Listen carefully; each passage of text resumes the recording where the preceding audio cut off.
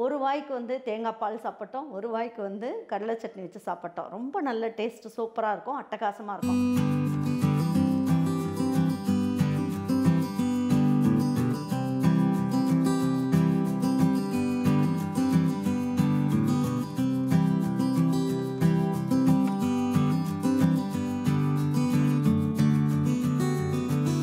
இது என்னம்மா அதிசயம் அப்படின்ற மாதிரி நீங்கள் சொல்லலாம். எப்படி ஊற்றுறோன்றது மட்டும் பாருங்கள்.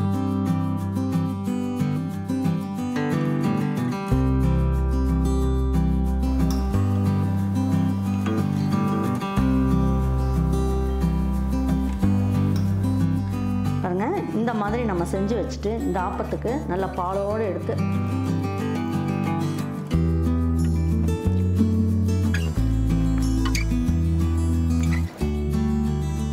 அந்த கருவேப்பிலையோடையே எடுத்து சாப்பிடலாம்.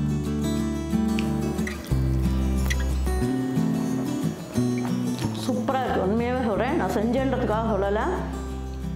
கண்டிப்பாக நான் சொன்ன மெஷர்மெண்ட்டில் செஞ்சு பாருங்கள், ரொம்ப நல்லாயிருக்கும். வெல்கம் டு ஈரோடு அம்மாச்சி சமையல். இது நம்ம வீட்டு சமையல். இன்றைக்கி நம்ம பார்க்க போகிறது ஒரு சூப்பரான டேஸ்டான ஆப்பம் தான் பார்க்க போகிறோம். ஆப்பம் அப்படின்னாலே நம்ம எப்பயுமே வந்து ரெகுலராக நம்ம வந்து பச்சரிசி, புழுங்கல் அரிசி, வெந்தயம், உளுந்தம்பருப்பு போட்டு இல்லைன்னா கொஞ்சம் சாதம் போட்டு நம்ம அரைப்போம். ஆனால் இன்றைக்கி நம்ம வந்து என்ன பண்ண போகிறோம், பச்சரிசி, புழுங்கல் அரிசியெல்லாம் போட போகிறதில்ல. நம்ம அதுக்கு பதிலாக வரகரிசி, பனி வரகரிசி அப்படின்னு சொல்லிட்டு கடைகள்லாம் விற்கிறாங்க. அதாவது ஒரு சப்ஸ்கிரைபர் கேட்டிருந்தாங்க, அம்மா சிறுதானியங்களை வச்சுட்டு இதே மாதிரி நீங்கள் வந்து நிறைய ஃபுட்டு போடுங்கம்மா அப்படின்ட்டு. அதுக்காகவே இன்றைக்கி வந்து நான் பனி வரகு வச்சுட்டு இன்றைக்கி வந்து ஒரு ஆப்பம் தான் செய்ய போகிறேன். அதுக்கு எவ்வளோ மெஷர்மெண்ட்டில் நம்ம எல்லாமே போட்டு நம்ம ஊற வச்சு அரைச்சி நம்ம ஆப்பம் செய்ய போகிறோம் அப்படிங்கிறத வீடியோக்குள்ளே போய் நம்ம தெளிவாக பார்க்கலாம். நல்ல டேஸ்ட்டாக செய்யலாம். வாங்க இது எப்படி செய்யலான்றதை பார்ப்போம். பாருங்க, பனி வரகு அப்படிங்கிறது வந்து இந்த மாதிரி தான், வரகரிசி அப்படிங்கிறது வந்து இந்த மாதிரி தான் இருக்கும். அதாவது சாமரிசிலாம் இருக்கு இல்லையா, அதுலேருந்து கொஞ்சம் பெருசு பெருசாக கொஞ்சம் மஞ்சள் கலந்த மாதிரி இருக்கும் இந்த அரிசி. வரகரிசி ரொம்ப நல்ல சத்து இருக்குதுல. இதை வச்சு தான் இன்றைக்கி உங்களுக்கு வந்து ஆப்பம் செய்ய போகிறேன். இதில் வந்து இந்த டம்ளரில் 1 டம்ளர் அளவுக்கு எடுத்துக்கலாம்.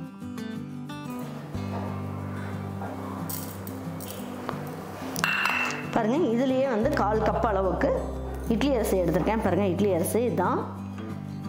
இதுலேயே வந்து 1/4 டம்ளர் அளவுக்கு உளுந்தம்பருப்பு எடுத்திருக்கேன். வெள்ளை உளுந்து தான் எடுத்திருக்கேன். இதுவும் வந்து கம்மியாக, இவ்வளோ தூரம் போட்டாலே போதும்.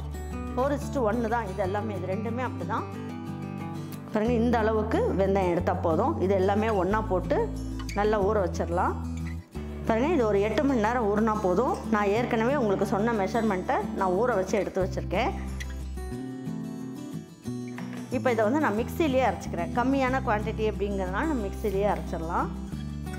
பாருங்கள், இன்றைக்கி வந்து நான் என்ன பண்ணியிருக்கேன், இதெல்லாமே அரிசி ஊற வச்சுருக்கேன். இட்லி அரிசி ஒரு 1/4 டம்ளர் அளவுக்கு ஊற வச்சுருக்கேன். உங்களுக்கு அம்மா எனக்கு அரிசி வேண்டாம்மா, அதுக்கு பதில் நான் வந்து சாதம் நிறைய இருக்குது, அதனால் அந்த சாதம் போட்டுக்கலாமா அப்படின்னா சாதமும் போட்டுக்கலாம். அதில் 1/4 டம்ளர் அளவுக்கு சாதம் போட்டுக்கோங்க. போட்டு இதோடையே போட்டு அப்படியே அரைச்சிடலாம். அதுவுமே நல்லாயிருக்கும். நமக்கு தேவையான அளவுக்கு உப்பு போட்டுக்குவோம். பாருங்கள், 1 ஸ்பூன் அளவுக்கு சுகர் போட்டுக்கலாம். பாருங்கள், தேவையான அளவுக்கு இந்த தண்ணியை கொஞ்சம் ஊற்றிக்குங்க. பாருங்கள், இப்போ இந்த தண்ணியை ஊற்றி நம்ம அரைச்சிக்கலாம். நல்லா நைஸாக அரைச்சிட்டு வந்துடலாம்.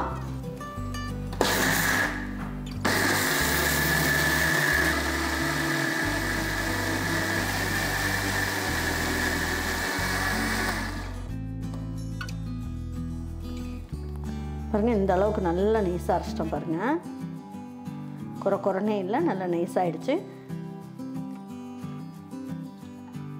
வாங்க இப்போ இதை வந்து ஒரு பாத்திரத்துக்கு மாற்றிக்கலாம்.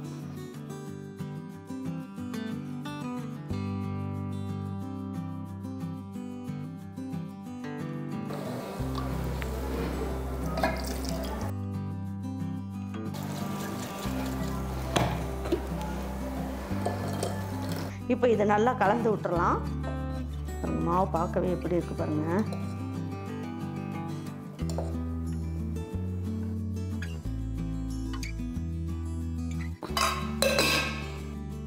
இதை நாளைக்கு காலையில் நம்ம எடுத்து பார்க்கலாம். இது கூட இன்னொரு பொருள் ஒன்று நான் சேர்ப்பேன். இந்த ஆப்பம் வந்து நல்ல டேஸ்ட்டாக வர்றதுக்கு.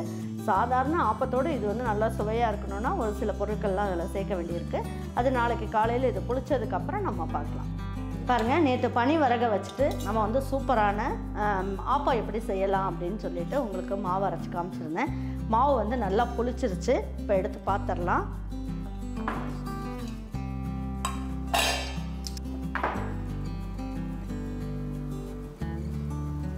பாருங்க, அடிக்கிற வெயிலுக்கு புளிக்க மாட்டேன்னு சொல்கிறது கூட நல்லா புளிச்சிரும். எப்படி புளிச்சு வந்திருக்கு பாருங்கள். இந்த மாதிரி இருந்தாலே உங்களுக்கு வந்து ஆப்பம் நல்லா வரும். நல்லா புளிச்சிருச்சு பாருங்கள். நான் இப்போ தேங்காய் வந்து ஒரு 1/2 மூடி எடுத்து சர்க்கரை கொஞ்சம் 4 ஏலக்காய் போட்டு நல்லா பால் புளிஞ்சிட்டேன். பால் புளிஞ்சு எடுத்து வச்சுட்டு ஏலக்காயும் சர்க்கரையும் போடுறதுக்கு முன்னாடி நான் வந்து கெட்டிப்பாலாக கொஞ்சமாக அதில் வந்து பாருங்க 1/4 கப் அளவுக்கு எடுத்து வச்சுருக்கேன். இதை இதில் ஊற்றி கலந்துக்கலாம். கலந்துட்டு செய்யும் போது ஆப்பம் வந்து நல்ல டேஸ்ட் கொடுக்கும். இன்னும் கொஞ்சம் நல்ல கலராகவும் இருக்கும். அதுக்காக இந்த மாதிரி நம்ம எடுத்துருக்கோம். பாருங்கள், இந்த அளவுக்கு தேங்காய் பால் நல்லா கெட்டியாக எடுத்து வச்சுருக்கேன். இதை அதில் ஊற்றிக்கலாம். நல்லா கலந்து விட்டுருவோம். மாவே பாருங்கள் எப்படி இருக்குன்ட்டு. பாருங்கள், ஆப்பம் மாவு இந்த பக்குவத்தில் தான் இருக்கணும். ரொம்ப கெட்டியெல்லாம் இருக்கக்கூடாது. இப்போ ஆப்பம் சுட்டுடலாம். ஆப்பம் சுட்டுறதுக்கு ஆப்பச்சட்டியை எடுத்து வச்சுக்கலாம்.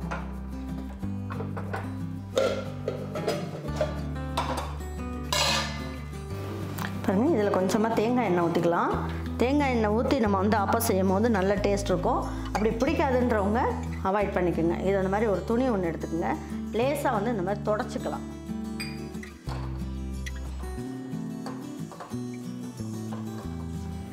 இப்போ ஸ்லோவாக வச்சுக்கோங்க. நல்ல கல் வந்து நல்லா காஞ்சிருச்சு பாருங்கள். இந்த ஆப்பச்சட்டி வந்து நல்லா காஞ்சிருச்சு.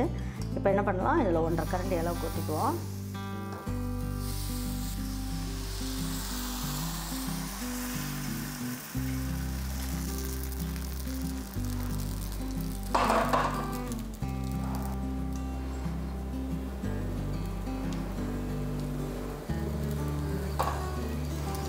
தட்டை வச்சு மூடி வச்சிடலாம். மீடியம் ஃப்ளேமில் வச்சிடலாம். நல்லா வெந்துடும். பாருங்கள், இது வெந்துருச்சான்னு பார்க்கலாம்.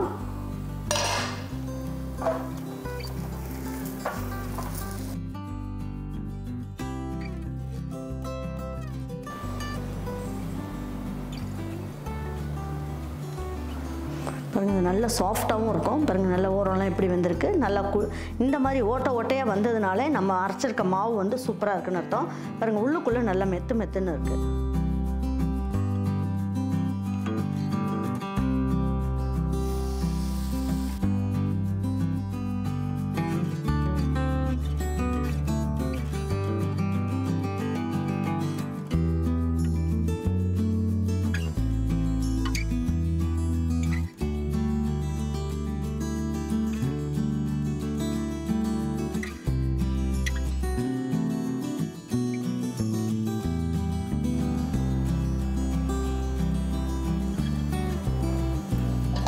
இதில் வந்து நம்ம ஆப்பம் செஞ்சு பார்த்துட்டோம். இப்போ வந்து நமக்கு இந்த பணியார குழியில் உங்களுக்கு ஆப்பம் செஞ்சு காட்டுறேன்.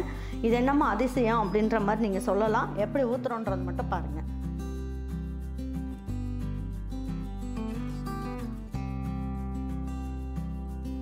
இந்த பணியார குழியில் வந்து நமக்கு ஆப்பம் செய்ய போகிறோம். ஸ்டவ்வை ஸ்லோவாக வச்சுட்டேன். ரொம்ப ஊற்ற வேண்டாம், கொஞ்சம் கொஞ்சம் ஊற்றினா போதும்.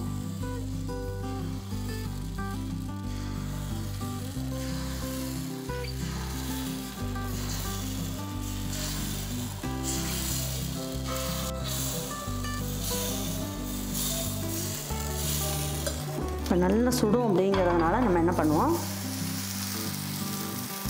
பாருங்கள், எல்லா ஆப்பமும் நல்லா இந்த மாதிரி சுழட்டி விடணும். எல்லா பக்கமும் வர மாதிரி இந்த மாதிரி சுழட்டி விட்டுட்டு இப்போ நம்ம இதுக்கு எண்ணெய் ஊற்றிக்கலாம். தேங்காய் எண்ணெய் ஊற்றிக்கோங்க, நல்லாயிருக்கும். தட்டை மூடி வச்சிடலாம்.